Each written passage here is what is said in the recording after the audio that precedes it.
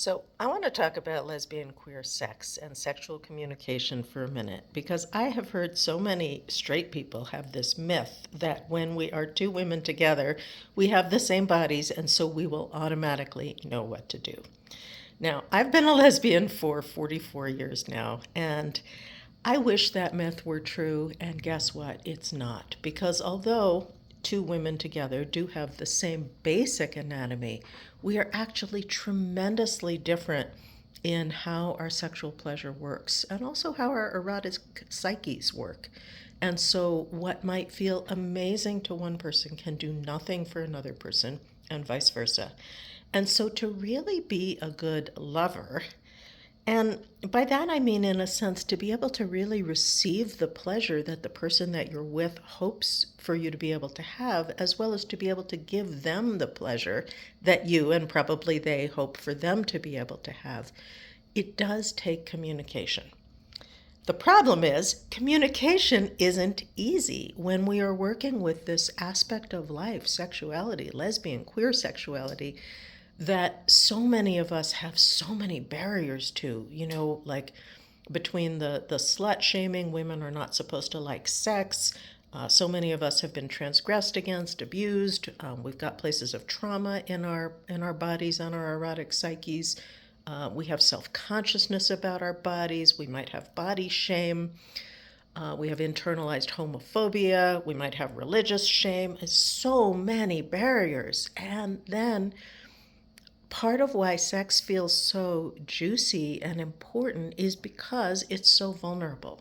And so when it works well, it is so bonding. It is just phenomenal. I don't know for anybody watching this, if you've ever had really good sex, you probably felt like, oh my God, this is the best thing on earth. And if you've ever had sex that didn't work well for you, that you didn't really want, or maybe you wanted it, but how the other person was showing up, or even how your body was responding, it just wasn't working. It can be like, oh my God, why would I ever want to have sex again? This is so unpleasant and uncomfortable. Maybe it even feels violating. So, sex is vast, and most of us have so few tools to be able to really communicate clearly and honestly about what we want and how it works for us. Most of us haven't even had that much opportunity to discover what we want and how it works for us. And then to be able to engage in this kind of conversation with a partner who probably also may not have had that much opportunity to discover what she wants and what works for her. There can be so much scary, awkward, embarrassing, vulnerable risk taking in just sharing and also in listening.